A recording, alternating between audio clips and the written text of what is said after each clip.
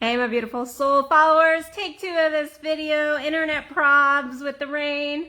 So as I was saying, I have just had a fucking orgasmic kind of morning. I woke up with all this energy, feeling good, really loving life.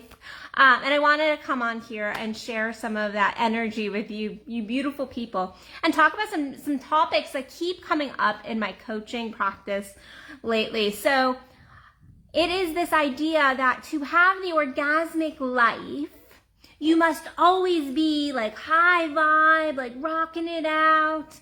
You know, every single emotion, thought you have has to be this high climactic energy. And that's not the case. That's not the case. The fact is, orgasm is a wave. It's not that climax. It's not that peak sensation. I'm having hair issues today, obviously. It is not that climactic point. That is part of the orgasmic wave, okay? And so in our orgasmic life, to pull that energy into our entire life, thank you for everybody jumping on. Give me some love heart showers. You must ride the entire wave, and that wave goes up and it comes down, and it goes up and it comes down. And we hope, the intention is that with each wave, we are definitely moving upwards and that our crashes are not quite as harsh. But it is about riding that wave, because our low points in our orgasmic wave are just as important, if not sometimes more important, than those high peak moments, because this is where we're learning our lessons, we're getting our blessings, we're really catapulting ourselves upwards. Because if we are just at this top piece, we are not really moving up anymore. There's no place else to go. So we must come down to catapult up again. And so what are some things in our lives that are requirements in order to really continue to keep that wave moving upwards as a whole? And that is, first of all, to feel our resistance, to feel our emotion, to get on that raggedy edge of fear a little bit and go, am I gonna do this? Am I gonna do this? And so I have lots of clients that are like, am I gonna leave my job? Am I gonna try, open my relationship? Am I going to go and take that new business course? Am I gonna do these things? And the fact is, yes, in some ways that shit can feel amazing. It can feel really beautiful, and it can be like, yes, I can do this. But at the same time, there is always resistance and emotions that are also going to surface with that. And so it's seeing that and not going, oh, I'm so happy, I'm not in fear, Own the fucking fear. Go, yeah, I am a little bit afraid, but I'm not going to let this hold me back. I'm still going to move forward. I'm going to see the blessing in this emotion. I'm going to see the blessing in the sadness. I had, over the last 12 months, actually, 2 days ago was an anniversary of one of these people, but I had like 4 people die. And that was not an orgasmic moment to have 4 friends die. And one of them had been murdered.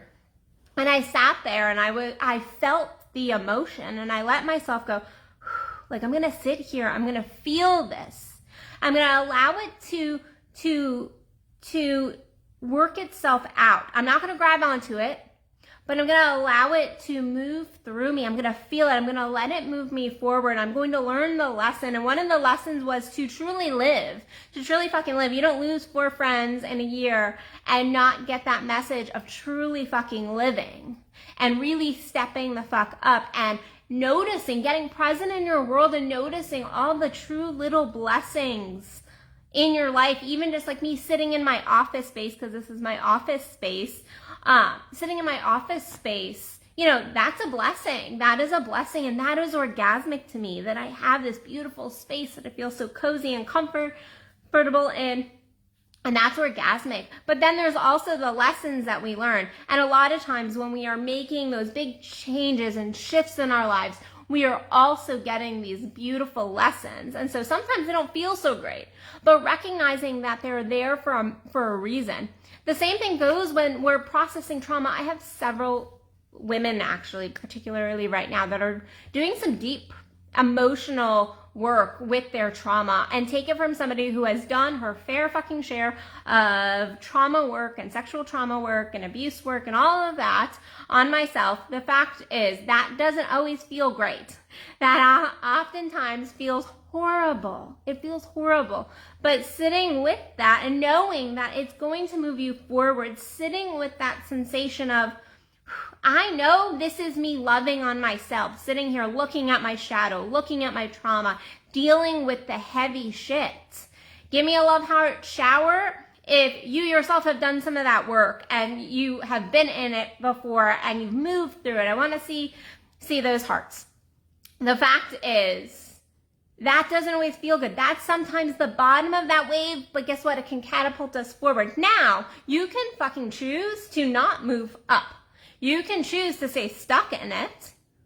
You can stay stuck in your emotion. You can stay stuck in your trauma. You can stay stuck in your ego and in the resistance, or you can use it to move you forward and upwards.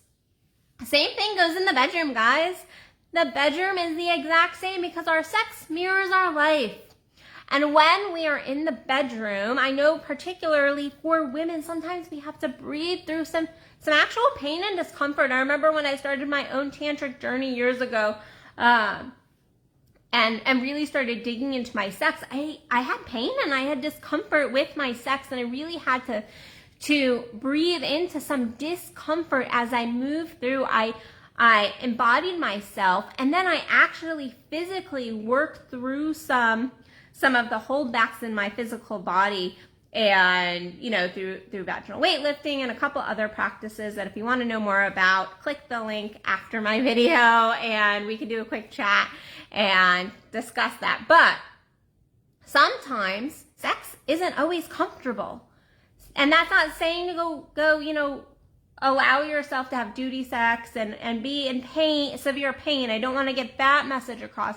But sometimes when we are moving through a difficult spot in our physical body that holds, we must be a little uncomfortable. It's a little uncomfortable. Even when we're in that high point of climactic energies and we want to go just a little bit deeper, sometimes it's a little uncomfortable because our physical body isn't sure and it starts to shake and we're not sure we can hold it. I watch people all the time trying to really step into energetic orgasm.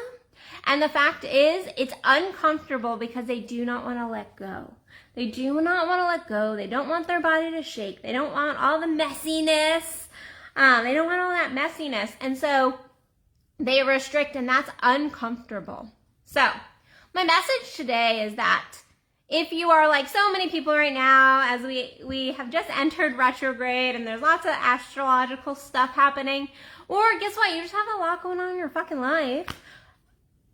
Look at the orgasmic nature of it and how it's going to catapult you. Again, you can choose to get stuck in those low vibe places, or you can feel the emotion, feel the resistance, feel the fear, and still move forward and still use it as that kind of slingshot to that climactic energy, to sitting in the bliss, to sitting in the beauty, to sitting in all those yummy juiciness. And guess what? Even in the crappiest of places, we still can tune into some of the beauty yumminess in our heart space, in our womb spaces as a woman, in our world. The fact is, I gave you all over the weekend a challenge to go get orgasmic and find something that was non-sexual and go and step into that orgasmic lay. I got some beautiful answers back from that. But one of the answers was just like meditating in the sun. I'm like, that is available to us no matter what is going on in our life. We can still sit and enjoy nature, enjoy our breath, connect with somebody in our life. These are things that are always available to you. So, okay. Well, I'm going to let you guys go. However, if you are a lady and you are wanting to claim your orgasmic frequency, if you are wanting to figure out how to really become that sensual goddess, and not just in the bedroom, but outside of the bedroom as well, and really step up your life and start fucking living it, then please click the link and we can do a quick chat and talk about all the ways